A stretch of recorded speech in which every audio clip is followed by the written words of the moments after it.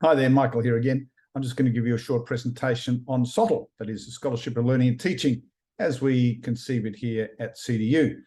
Just going to share my screen. And look, I've been doing SoTL now for 20-something years. And so this means many things to many people. First, I would, of course, like to acknowledge the First Nations people across the lands in which we live and work, and would love to pay our respect to elders past and present, and particularly myself sitting on land of the Larrakia people. Okay, scholarship, the scholarship of teaching and learning is often defined as systematic inquiry into student learning, which advances the practice of teaching in higher education by making inquiry findings public. It's about student learning. And it's about how we, as academics, define that and increase that and understand that more for our fellow academics, and how we share that understanding. And we don't all have to be discoverers in that. We can be scholars of practical application, or the synthesis and integration, or scholarly teachers who are well-informed and knowledgeable. So it covers many aspects of us as academic staff, as you can see. First, I'd like to dispel one myth, though, about SoTL, that SoTL is not research. It doesn't have to be research, but it often is research. Now, there are 5 good practical principles, good practice principles that I put around SoTL. One, that it's inquiry-focused on student learning. 2, that it's grounded in the context of my teaching as an academic. There are some methodologies we use that are sound, good research methodologies that we use. That it's often conducted in partnership with students and potentially with other staff. And that it's appropriately public, in that we are sharing and making this available to other people to enhance their opportunity around good teaching, particularly within our disciplines. So why is this important to us at CDU? Why is it important to education? Well, it is actually in the higher education standards, the TEXA higher education standards, particularly around 3 main areas. The first is our teaching. So we've got to make sure that our current knowledge and scholarship is relevant to our academic disciplines. That is, what we're doing is not 5, 10, 20 years old, but it's actually current. And the way we do that is by researching or conducting SoTL within our discipline. And it's about emerging concepts that are informed by recent scholarship and current research findings, and where appropriate, advances in practice. So that's one area. In relation to staffing, it's informed by continuing scholarship of researchers or advances in practice. So that's 2 levels of the AQF. And now third level of the AQF is that it's all about, in terms of research and training, about inquiry and scholarship. It's about creative endeavour, inquiry and scholarship. And another subpart of that is that higher education providers, academic and teaching staff, are active in scholarship that informs their teaching. So why is that important? We have to report on this to TEXA. So TEXA is the Tertiary Education Quality Agency, and we have to report on our SoTL, our Scholarship of Teaching and Learning, to TEXA. And we see TEXA also provides us with a bit of a guidance note in what SoTL encompasses, and you can see the URL for that up the top there if you want to go and check that out for yourself. Here is an illustration of how we see where teaching fits into our scholarly teaching and the scholarship of teaching and learning and discipline research. And there's all these different activities that happen as part of our academic life. And that's just part of our academic life, not everything to do with it. But let's, for example, take out demonstrating the teaching side of it, lecturing, the marking, assessment. Take that out for a moment. And let's look at some of those things. And let's take out the purely research side of things. And what is left is our scholarly teaching and the scholarship of our teaching and learning, and particularly things around, if we're thinking about what we might research as part of our SoTL, is it innovation of teaching? Are we around the closing of the loop of our course reviews and things like that? Upon reflection, it's about our professional contribution. It's about other publications and peer-reviewed publications and things like that that we might encompass our teaching. And so what's the basis of SoTL in pedagogy? So why pedagogy? What's that got to do with SoTL? Well, let's just say that SoTL is, pedagogy, I should say, is the interaction between teachers and students and the learning environment and the learning tasks in and around that environment. Well, right there, that's rich ground for us to understand our methodologies and how we are actually applying new and innovative ways of doing things.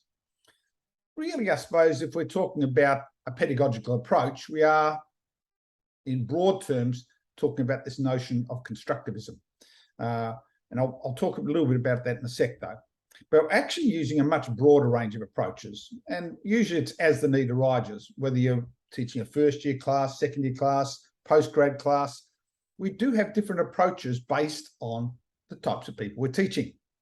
And this is basically arisen out of necessity and an eclectic approach to this broad term that's called pedagogy. It really covers off a whole lot of other terms.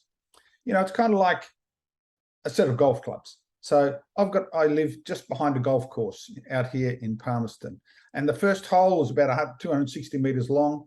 I know that I'm going to use my 2 wood when I tee off on the first hole. You know, hopefully I'll get to use my 6-iron and lob onto the green and maybe putt out in 1 if I'm lucky and get a birdie, but otherwise I'll putt out in 2 and get a par. But I'll obviously get to use my putter in that.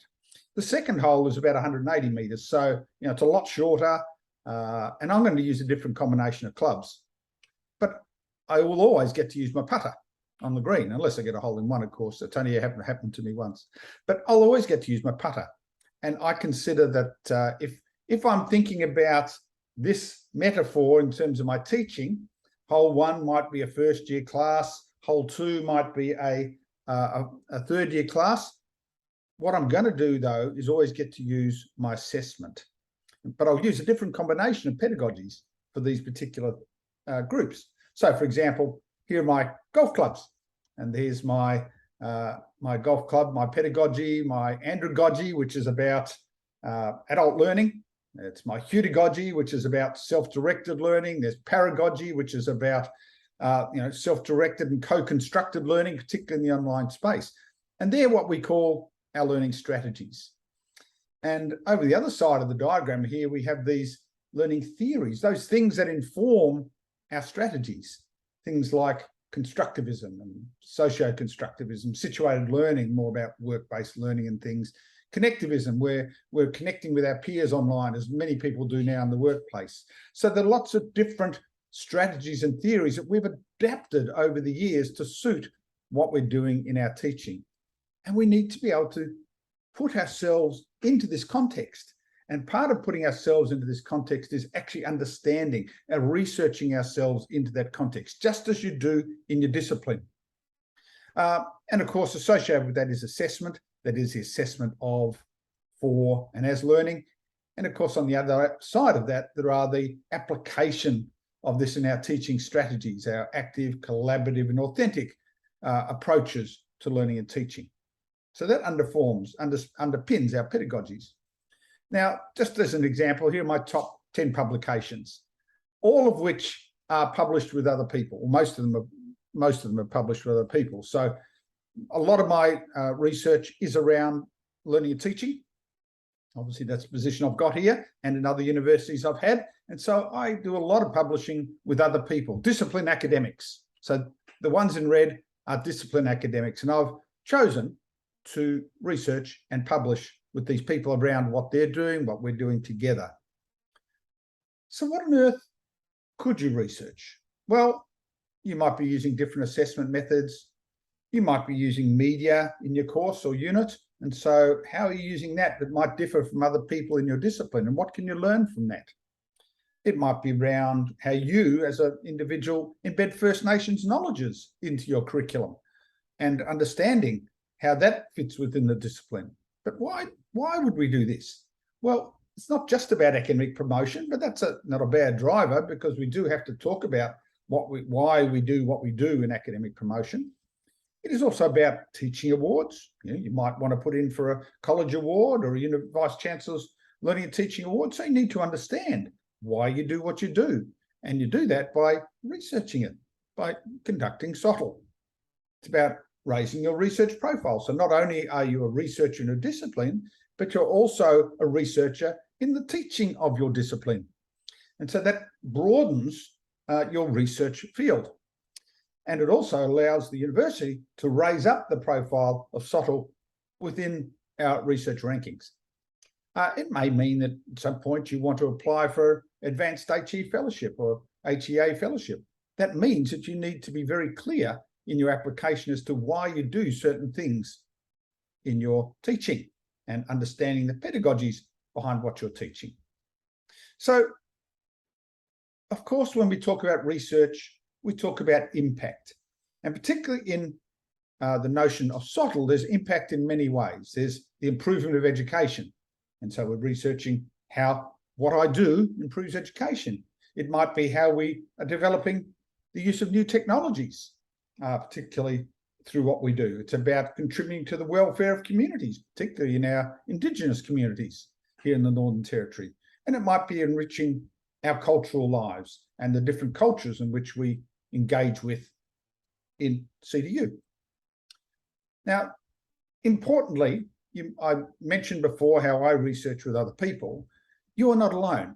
You're the one on the right here. Now, you may not have all the answers in relation to SoTL, but somebody, colleague, a friend, others within the university might have that missing piece of the puzzle to help you understand, there is something I can do around this to help CDU, to help us comply with our TEXA requirements and things like that. So in CDU, as in all other institutions in Australia, there are staff willing to partner with you in SoTL. We have our education strategy staff. There are staff within the College of Indigenous Futures, Education and Arts, and they're your peers who might also have an interest in this. Really what we're doing now is we're joining together. We're not just doing this by ourselves, and we're kind of two heads are better than one. So I'll leave the last oil. This is the good oil. SoTL counts because it informs our practice and enhances the learning experience. The subtle art of everyday SoTL enables it to count. The little activity I'd like you to do in this particular case is to find some SoTL that's associated with your discipline. So whether you're an engineer, whether you're a chemist, whether you're a physiotherapist, try and find a little bit of SoTL. So try and find a publication that is talking about the teaching of your discipline, not just about the discipline itself. So please get in there and have a little hunt around to see where you can find some research into the teaching of your discipline, and then share that. Thank you. Here are some references that I've used, and I look forward to seeing what you come up with.